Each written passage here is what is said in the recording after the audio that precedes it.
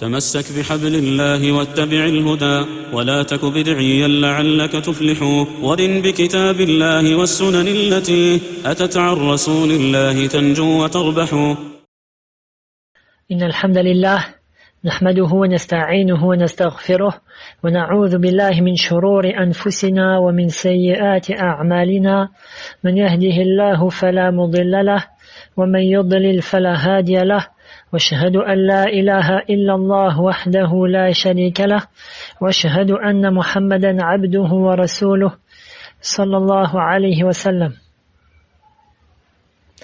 يا أيها الذين آمنوا اتقوا الله حق تقاته ولا تموتن إلا وأنتم مسلمون.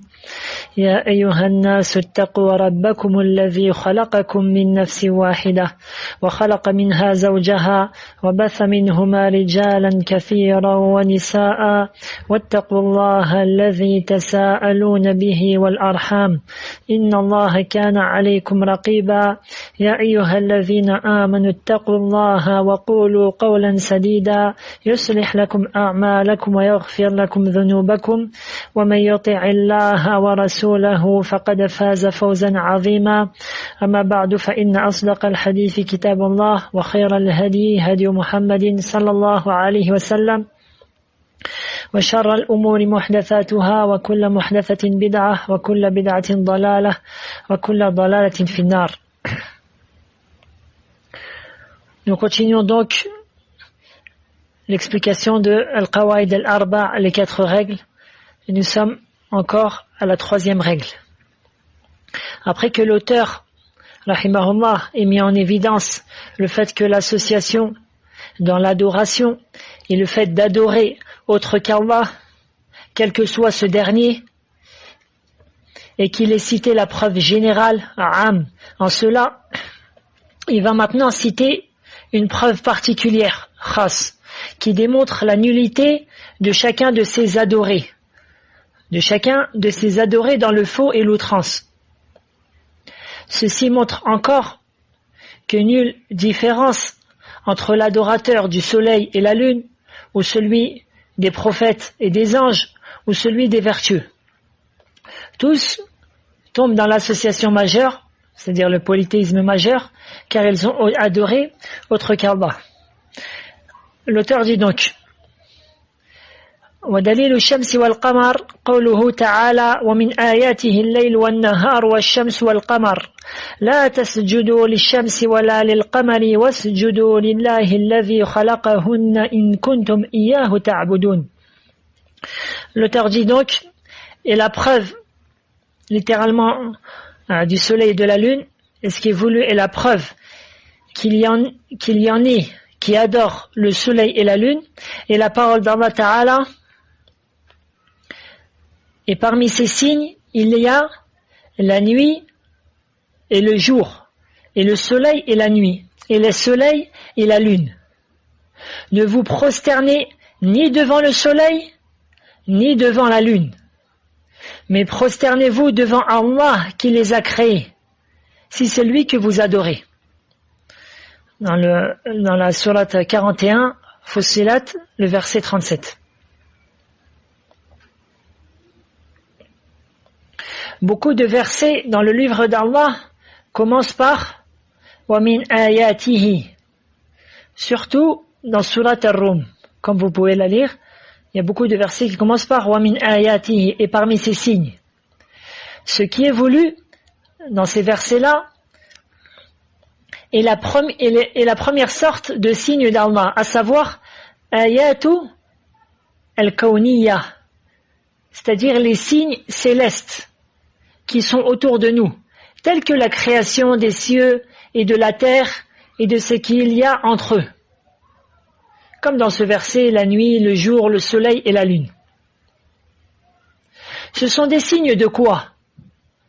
Ces signes-là montrent l'existence d'Allah, sa toute-puissance, sa volonté irrémédiable, sa sagesse et sa science, et que c'est lui qui a les qualités les plus parfaites, et que seul lui mérite d'être adoré, subhanahu wa ta'ala.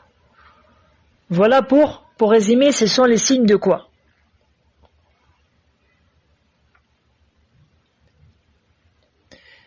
Et donc ceci s'appelle ayatu al-kawniyya. Et la deuxième sorte de signe, ayat, c'est ce qu'on appelle ayatu al-shar'iyya.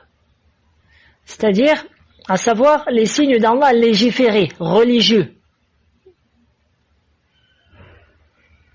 Et c'est ce dont Allah fait révélation à ses prophètes et messagers. C'est ce qu'Allah Ta'ala a fait révélation à ses prophètes et ses messagers, ce qu'on appelle ayatu al-shar'iyya al-diniyya. Comme Allah Ta'ala dit par exemple dans Surat al-Hadid, le verset 8, le verset 9. هو الذي ينزل على عبده آيات بينات ليخرجكم من الظلمات إلى النور وإن الله بكم لرؤوف رحيم. Donc, la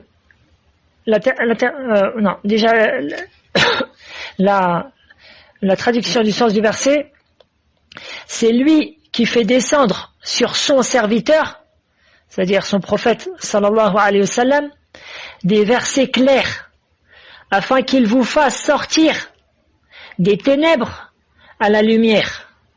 Et assurément, Allah est compatissant envers vous et très miséricordieux.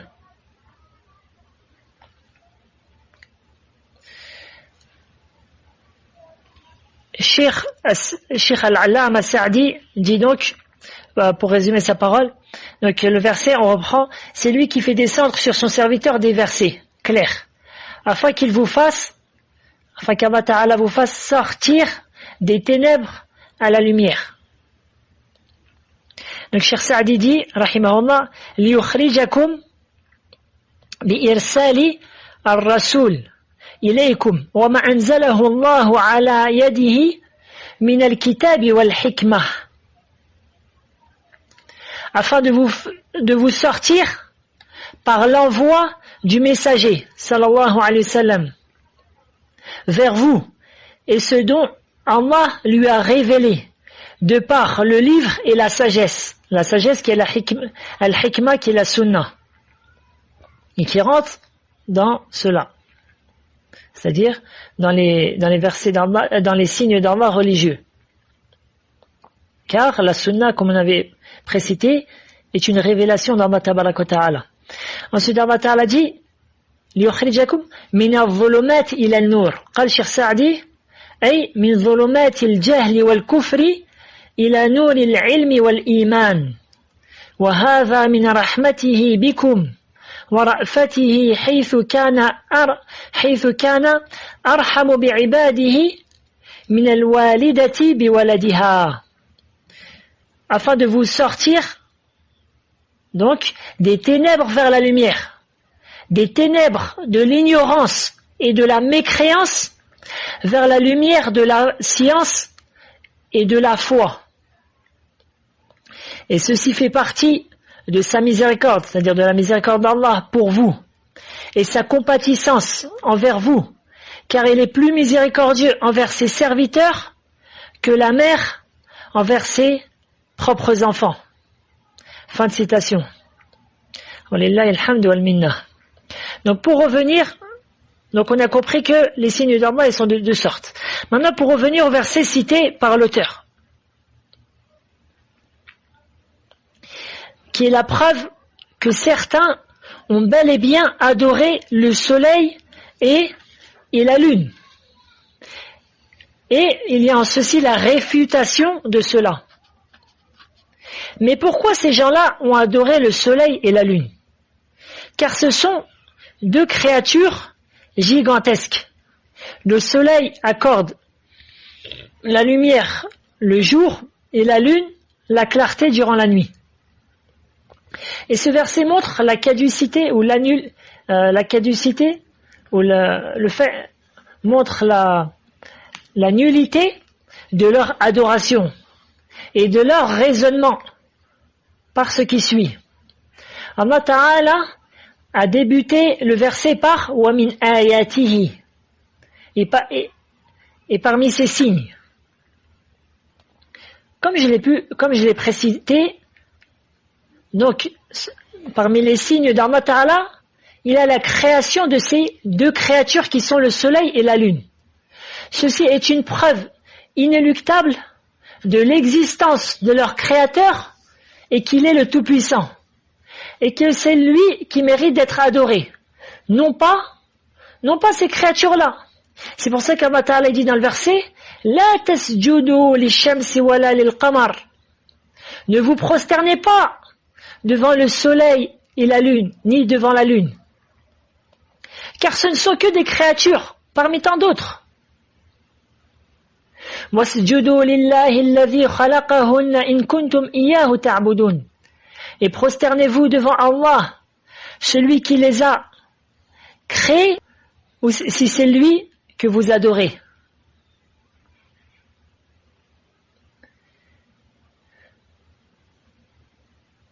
C'est donc Allah Ta'ala qui mérite la prosternation et l'adoration. C'est le créateur qui mérite l'adoration, non pas les créatures. Et ce qui est voulu par in kuntum iyyahu ta'budun, si c'est lui que vous adorez, c'est-à-dire si vous êtes véridique dans le fait que vous adorez Allah, alors si vous êtes véridique en cela, ne vous prosternez pas devant le soleil et la lune, mais prosternez-vous devant lui seul.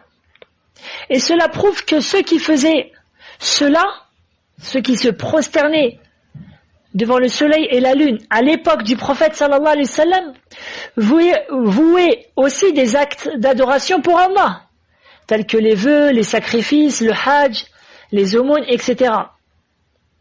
Mais le prophète sallallahu alayhi wa sallam ne les a pas considérés monothéistes, ni musulmans, car leur adoration n'était pas vouée à Allah seul. Et ce qui est voulu dans le verset par usjudu, c'est-à-dire la prosternation, c'est l'adoration entière, quelle qu'elle soit. Elle est interdite pour le soleil et la lune. Et dans ce verset-là, l'adoration a pris le nom de prosternation, car la prosternation est d'un des plus importants piliers de la prière. Et c'est une des plus précieuses adorations.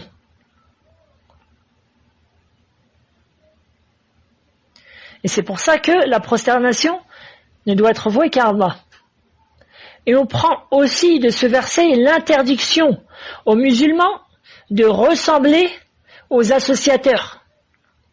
Et surtout, le fait, c'est-à-dire la mise en garde de leur ressembler dans leur acte d'adoration. C'est pour ça que le prophète, sallallahu alayhi wa sallam, nous a appris, comme on le trouve dans un long hadith dans Sahih Muslim, dans le recueil authentique des musulmans, qu'il n'est pas permis de prier au moment où se lève le soleil, car c'est le moment où les adorateurs du soleil se prosternaient pour celui-ci, jusqu'à ce que le soleil soit distinct du ciel, ne serait-ce que d'une lance, ce qui équivaut à peu près à 15 ou 20 minutes après l'heure du shuruq. Contrairement à ce que on voit dans beaucoup de mosquées, ceux qui veulent prier le shuruq, c'est-à-dire ils se trompent. Pourquoi? Parce qu'ils prient au début de l'heure du shuruq. Ils regardent sur le calendrier l'heure du shuruq et ils pensent que à ce moment-là, on peut prier. Non. Ceci est le moment le plus interdit, comme je l'ai précisé, car c'est le moment où le soleil commence à apparaître dans le ciel.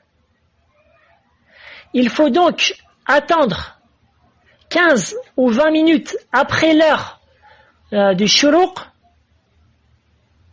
Après cette heure-là, on ajoute 15 ou 20 minutes et à ce moment-là, on peut prier ce qu'on appelle salat al-shuruq, la prière de shuruq,